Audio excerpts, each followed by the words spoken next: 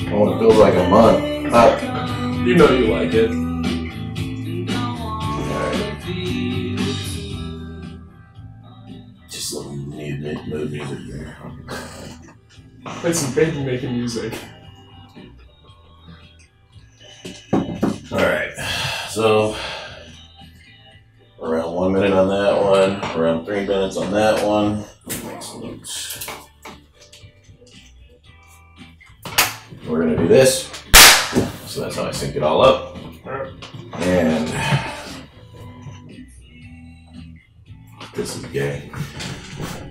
Alright. In 3, 2, 1. Just go. Alright. Hello everybody. Welcome to MDP Sessions Podcast, probably number 12. Today we're sitting down with order member, the youngest order member from the Chicagoland area, Illinois, Cullen Gordon, 18 years old, lived a lot of life, had a lot of experiences, and we're going to learn a little about it. How you doing today, sir? Doing good. How are you? I'm good. I'm good. Let's just jump right into it. What was your growing up like? Where'd you grow up? I grew up in a small town outside Chicago called Darien, and I moved there when I was in the 2nd grade. We moved from Las Vegas. And then before Las Vegas, we lived in North Carolina for a little bit. So we moved to Did some bouncing around? Yeah. Was that from the Army life? Or? Yeah, my mom and my dad were both stationed in Fort Bragg, North Carolina. And then when my mom got in the Army, we moved out to Las Vegas because she got a job working at the Nevada test site. Oh, okay. And then around 2005, that's when we moved to Illinois. All right. You've been there ever since? Yep. Stayed in the same town ever since? Same town ever since, yeah. We moved into when we first moved, we moved with our grandma. And then we got a small apartment, and then we found a townhome like down the street. And we've been there for maybe 10, 11 years. It works. Yeah. Gets the job done. Yeah, it works really well. Cool. You've got Mom, India, who is also an order member. Yep. She's had quite a few experiences. She's a former Army and MP, correct? Why don't you tell me a little about your mom? What was it like growing up with her? It actually was great growing up with my mom. Me and her have a really good relationship. She is... You're like the daughter she never had. Yeah, go fuck yourself. She is super supportive, and she does everything right.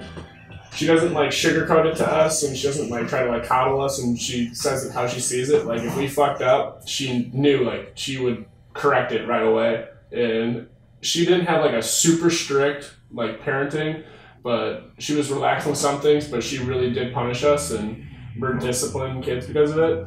Well, yeah, it seemed, I mean, just from my experience seeing her with you, I like the fact that, you know, so many people try and be their kid's friend nowadays and not their parent, and she definitely parents you. Yes. And I appreciate that. You know, that's the way it should be. You know, I mean, people forget that if you don't raise your kids right, they're pretty much going to be wild animals. And that's typical to millennial generation. Yeah. You know, I mean, I don't want to bash on any one generation because I've seen it growing up too. You know, I mean, I had cousins who lived I lived in a very structured household, military. That's probably a big part of it, you know.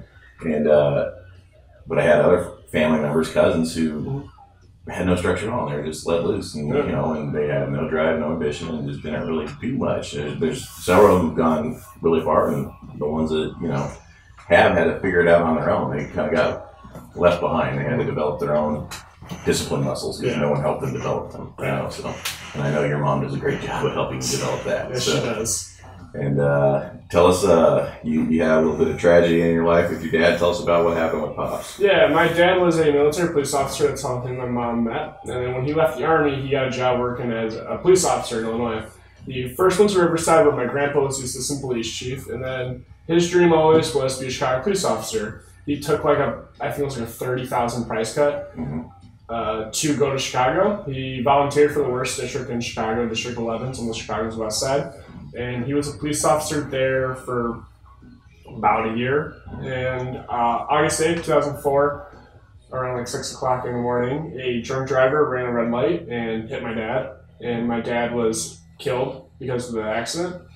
And so now, was he in a patrol vehicle? He was. Okay. Yeah, he was actually I think a few minutes from getting off work, and they asked him if he wanted to go clear homeless people from an apartment building.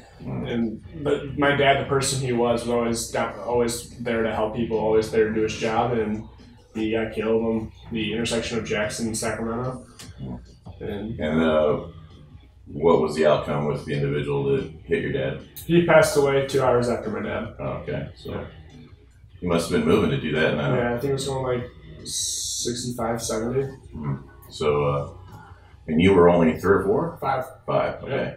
Yeah. So you predominantly just had your mom growing up, Yep. huh? Yeah. I've had my mom. My mom's been a single parent for 13 years now. And that also goes with your 2 brothers, too. You got 2 older brothers. 2 older brothers. Malik. Half brothers. Yeah, half brothers. Malik's 20, and then Zach is 25.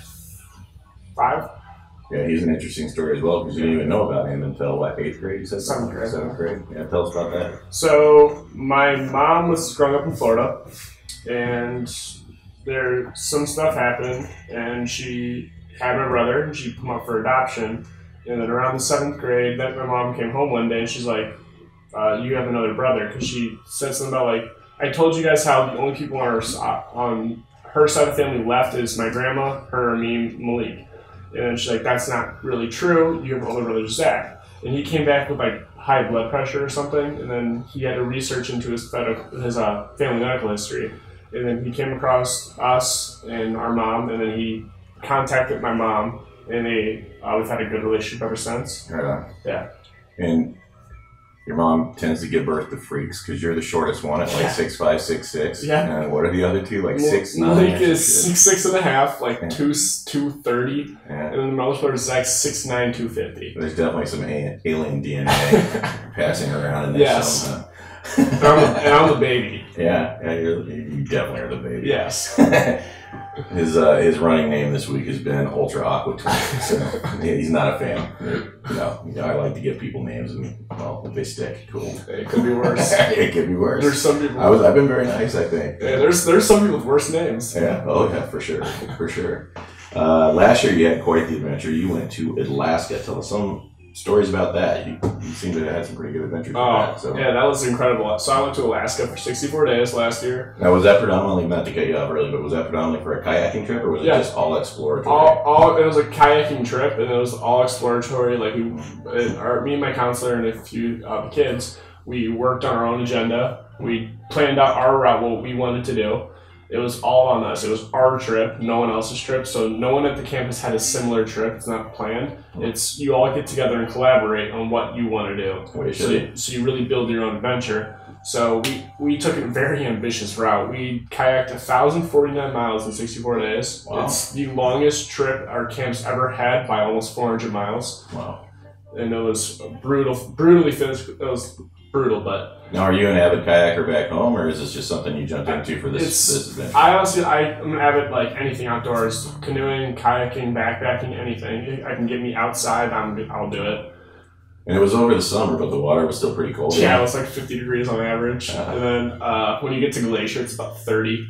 Yeah, so you went to Glacier National Park? Is that where you went? No, we went to it was glaciers. Oh, really? So like there would be like random glaciers. Like the one that stands out the most is called Dawes Glacier. It's in the Endicott Arm in the Inner Passage of Alaska. It's about 30 miles going in and 30 miles coming out. Okay. And we did it actually one day going in, so we did 30 miles to get to the glacier, and we actually camped there when it was terrible camping. Oh yeah. We found like this little janky spot, and like our tent was on a hill. We're cramming 6 dudes in a 3-man tent because that's the only way we could fit. Very romantic. Yeah, it was bad, but it was worth it. Waking up in the morning, going to go take my morning pee, just to feel the breeze of the glacier. Yeah. It was very incredible, and I can replay that in my mind. Yeah. What other? Yeah, I know you saw some wildlife. What kind of wildlife? Yeah, we saw orcas, blue whales, porpoises, bald eagles, grizzly bears, black bears, otters. Kind of had an encounter with a bear, right? Yeah. Yeah. Let's hear about that. So it was like day 40 on our trips. On the back half, we're starting to come back up north.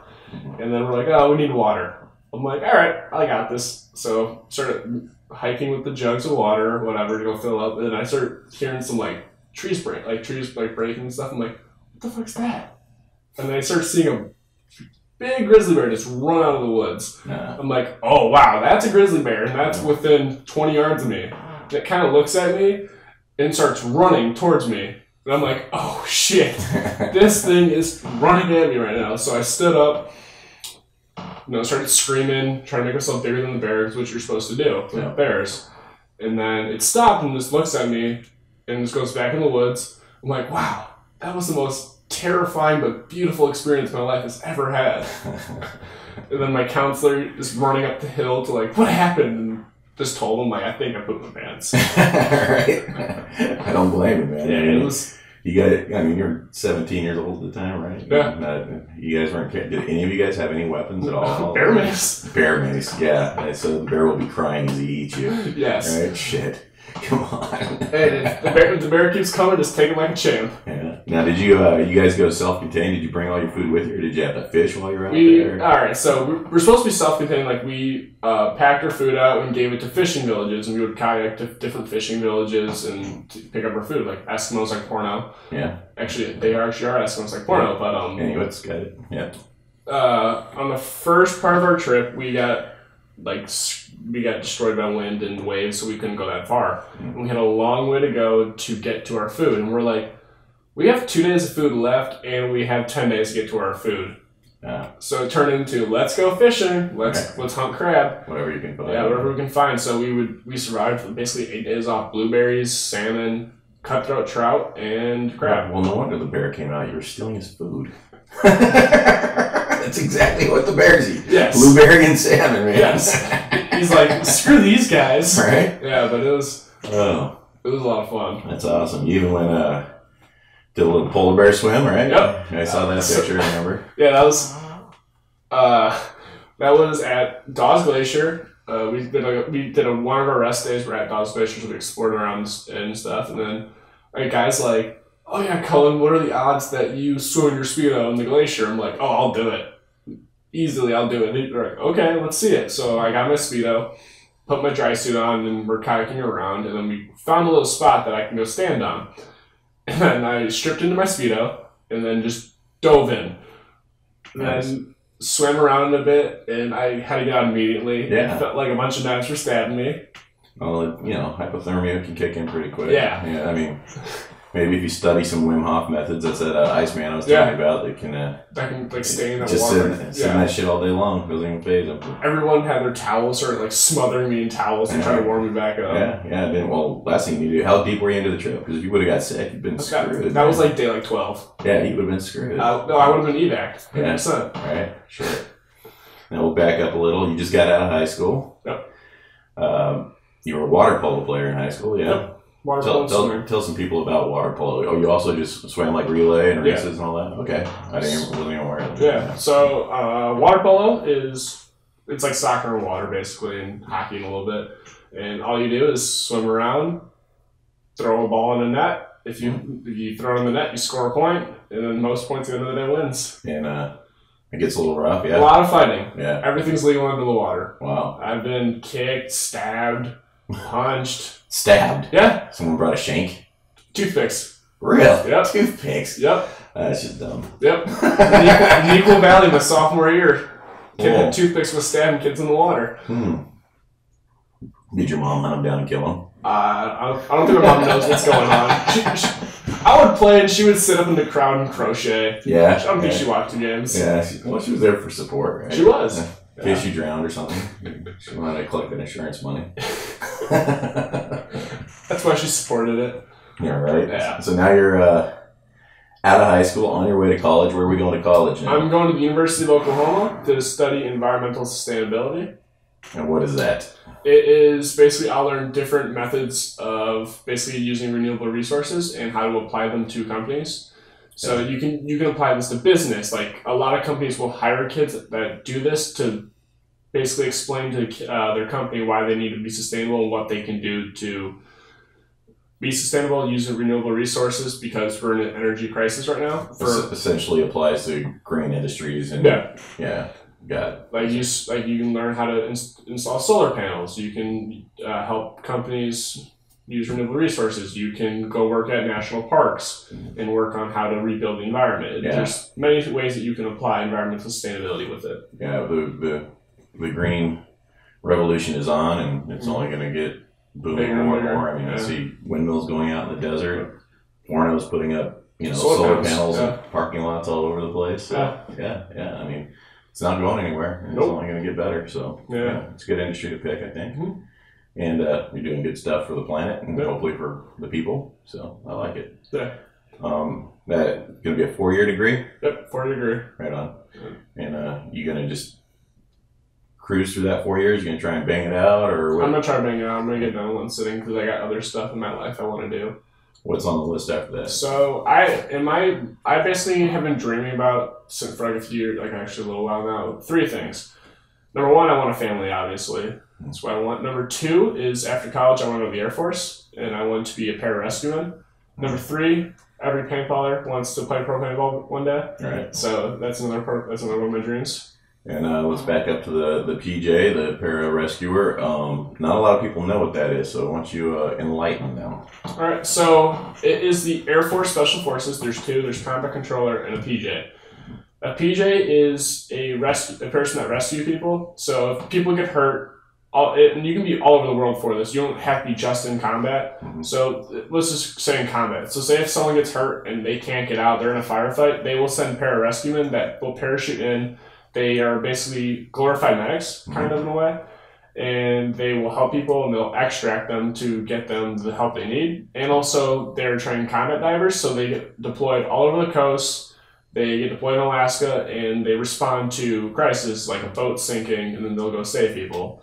So it's. And how'd you pick this? You said you felt like it was a calling for you. So So I want to help people, just like my dad and my mom, my family. It's like kind of like a family business in a way, but. Well, yeah, we didn't mention, but your dad actually comes from a law enforcement family, right? Yeah. Grandpa's still just retired or something like that? Grandpa retired in 2003. My uncle's police officer. My other uncle's police officer. So, yeah, law enforcement family. Yeah. And military family. Yep. Law enforcement military, but... strong sense of duty. Yeah. So then it also helps, like, with my abilities. Like, I can crank out... I'll never be the strongest in bench or squatting or any of that stuff, but I can crank out bodyweight workouts all day. And that's a strength that I have. It's actually the best stuff for you. Yeah. Pushing all the heavy weight actually eats up your joints. Yeah. So then I noticed some pararescuemen, like that's what they do a lot. That's a lot of this, like this stuff for like to get into courses and stuff. It's all bodyweight stuff. And also swimming. I love swimming, and I'm a good swimmer. I like to think I'm pretty good. And have you spoken with recruiters? Have you been through the rigmarole with them yet? Or? Not in the Air Force. I've used to talk to the Army recruiters back in my sophomore and junior year. And then my mom sat me down with me and she's like, I want you to get a degree because we get a lot of benefits because of my dad passing away in the line of duty. Mm-hmm. And she's like, you need to take advantage of the opportunity you have. And she said, if you get your degree and you still want to do the military, by all means you can do it.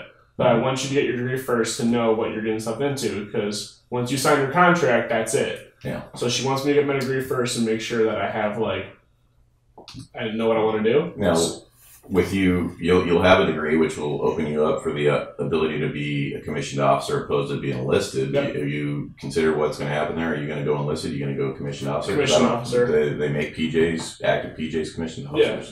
Yeah. So I would take an officer training course. And then I can still become a PJ. It's actually the training course will just be longer.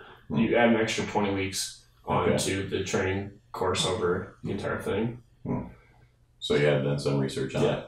And is it a narrow field to get into, or is it just being able to make it through the rigors of training? It's a narrow field to get into because they only let 100 recruits for each class go into the course, and then they'll drop out in tons of different courses because they narrow you down because you do the opening school, airborne school, halo jumping school, combat medic school. You do tons and tons of schools, combat diving school, and then more and more will drop out each time. So it's just very competitive, and you just gotta want it. So it's similar to the other spec ops stuff, like Green Beret or Recon, right? They just break you down and weed you out. SEALs, same thing. So just stick to your guns and be committed, right? Yep.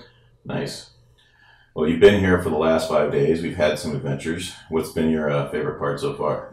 I definitely think the Roz Tactical Day on Sunday. Had a good time there? Yeah. Like the whole rec ball was so fun, but I found speedball really fun when we went out there. Yeah, I wish there were some more bodies for you to shoot up. Yeah, more bodies to shoot up, but it was a lot of fun. I learned a lot, different stuff I need to work on, and also I got Todd Martinez to call me a fucking retard. Yeah, right. So it was, that's always a big It's an honor, yeah. I just think look at it as, if he didn't care, then he wouldn't yell at me. He yelled at me, so I basically feel like an Ironman. There you go.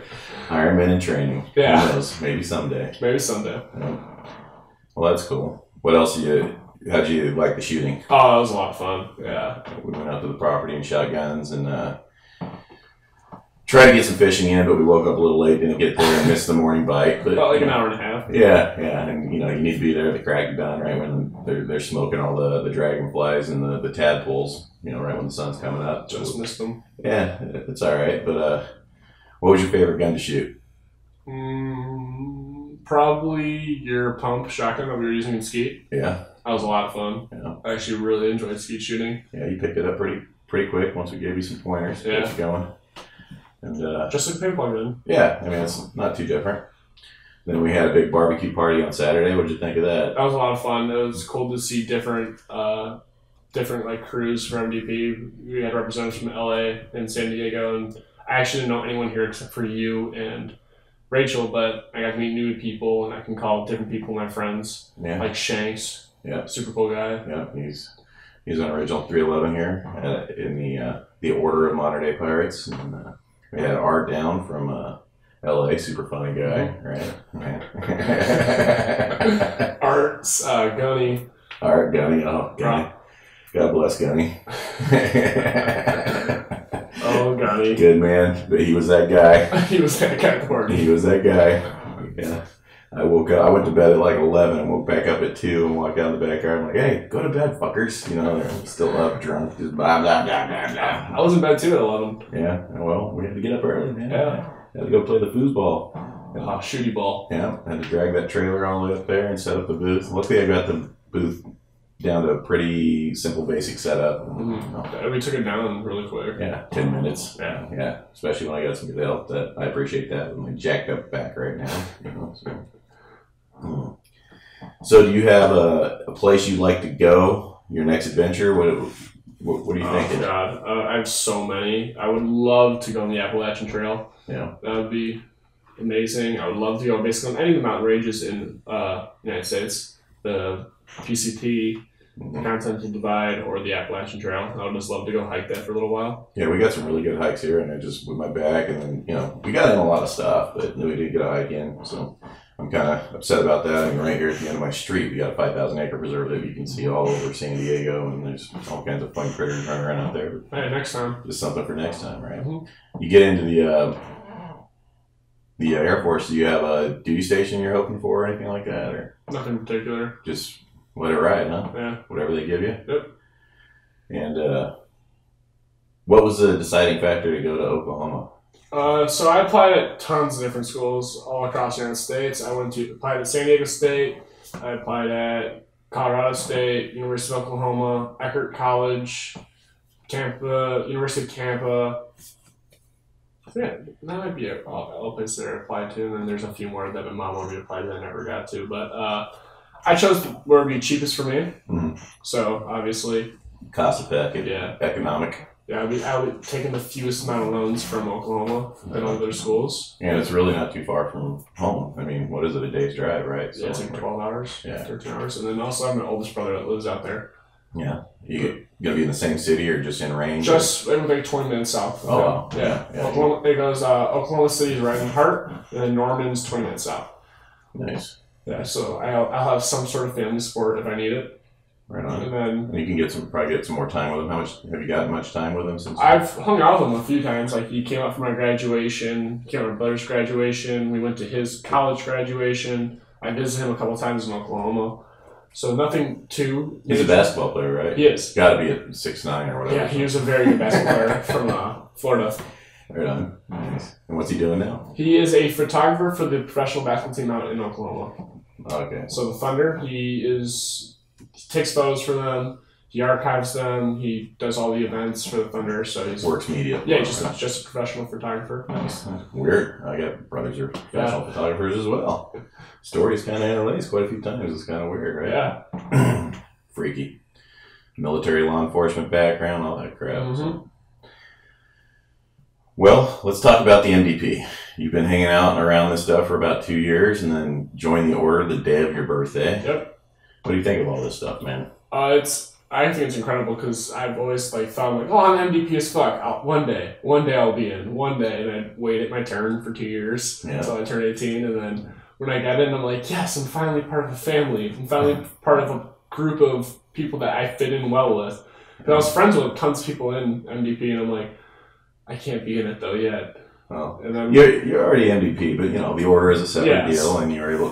We have to wait till you're 18, so we don't accept any liability for your ass. as soon as I got in, I felt right at home. Everyone was making fun of me immediately. Oh yeah, yeah, it was great.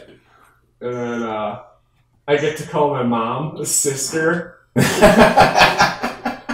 You're a freak, man. Shit. And you get to call your mom's boyfriend a brother. Oh, God, Daryl. When I call him a brother, I'm pretty sure he would punch me. Yeah. I call him Grandpa Daryl, Dad Daryl. Doesn't like it. He's a good man. He's a good man.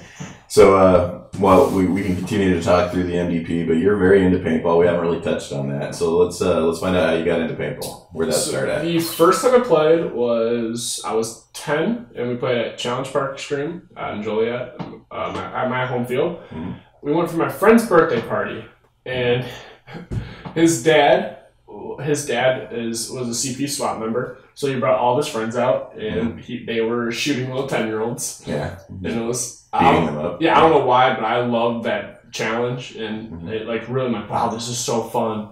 Oh my God, I gotta keep coming back. And then I really ended up coming back, and then when I was maybe 12. I've been playing 6 years now. And then a guy that used to work with my dad messaged my mom, like, oh, would come out and try paintball. And my mom asked me, it was a scenario. I'm like, yeah, what's a scenario? And she's like, I don't know. You might have fun though. I'm like, yeah, I'll go. So I went out and went to this place called Paintball Explosion. Mm-hmm.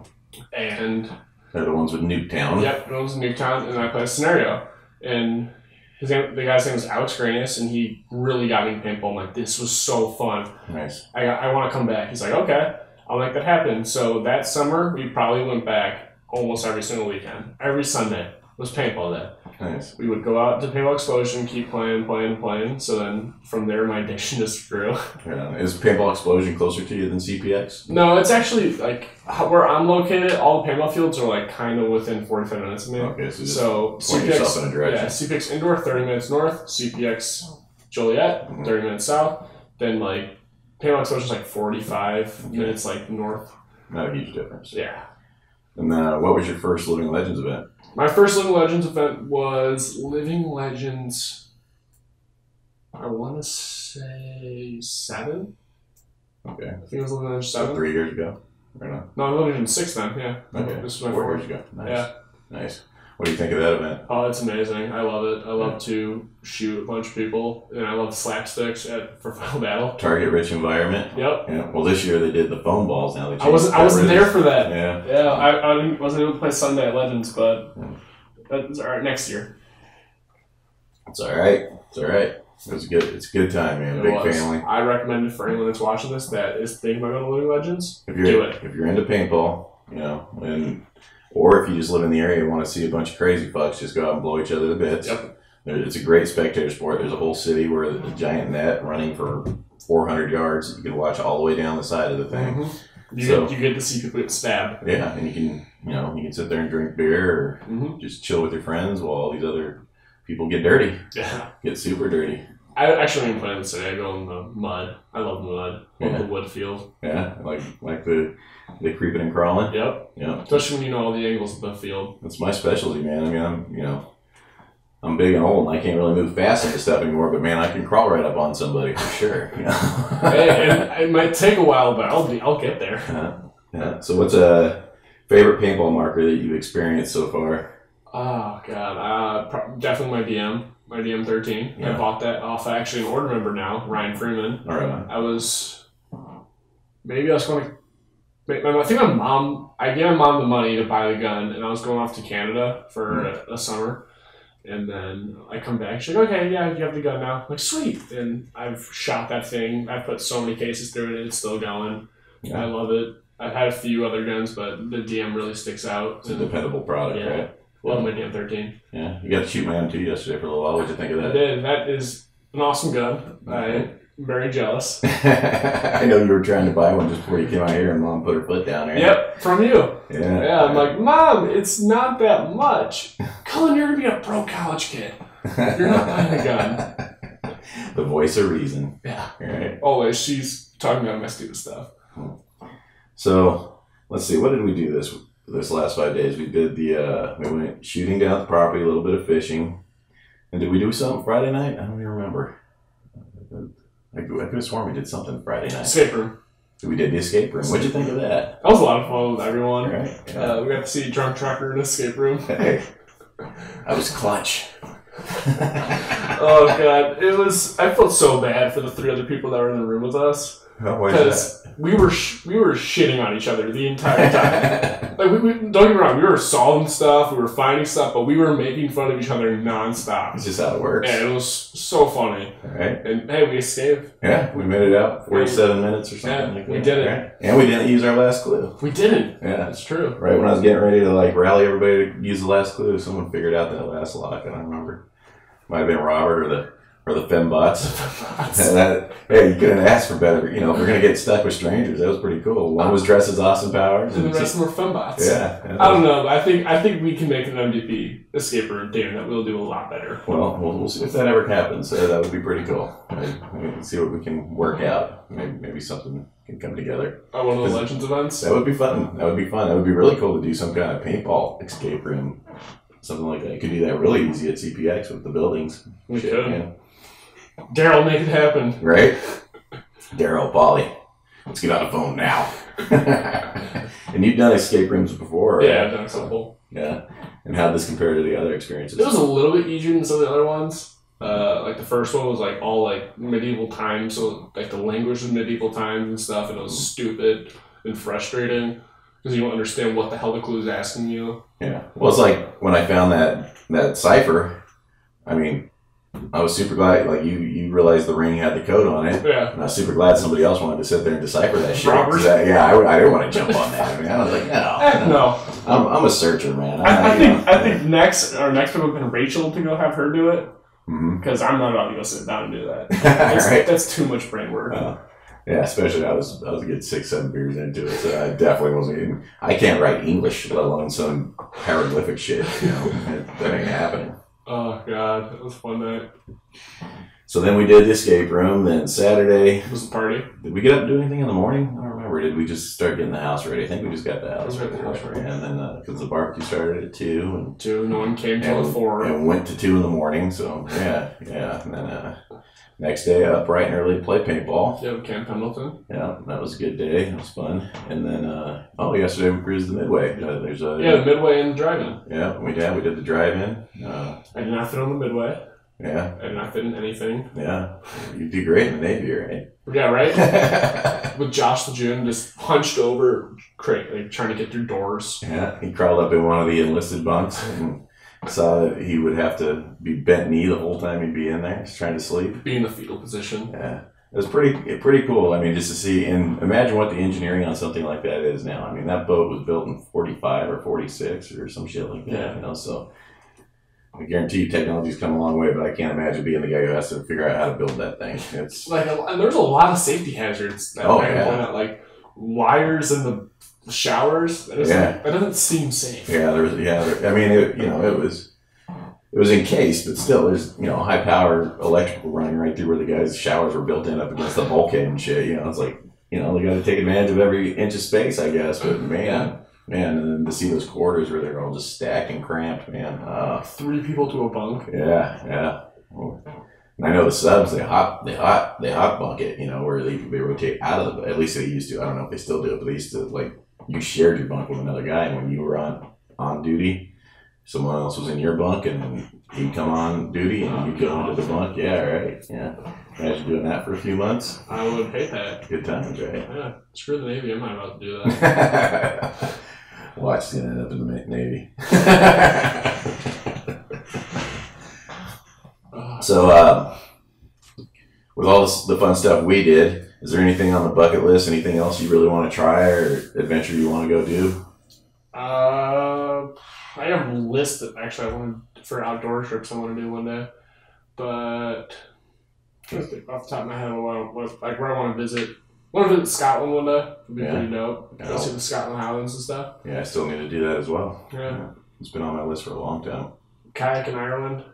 It's one of the hardest places to kayak, so. Really? Yeah. Why is that? Because of the waves and stuff. The leprechauns? Yeah. Snakes. Yeah, that's one of the hardest places to kayak, so I would love to go try that out, see how hard it is. Right on. Then, nothing that really sticks out on that after that? Not really, no. Right on. The list is pretty extensive. Climb Mount Fuji, that would be pretty dope. Yeah, so go to Japan, huh? Go to Japan. Right on. You got Japanese in you. Yep, mom's side. Yeah, mom's half or quarter or something. Quarter, like that. yeah. Right on. My great grandma's from Japan. Nice. She's still going, or? No, she's gone. Oh, okay. Yeah, she's been gone since maybe when I was like 1, maybe. So you still got grandma though, right? Yeah. Mom's mom? Yeah. Yeah, my mom's mom and my dad's mom. Oh, okay. And my dad's dad. Right on. So you got grandparents on one side, both. Mm-hmm.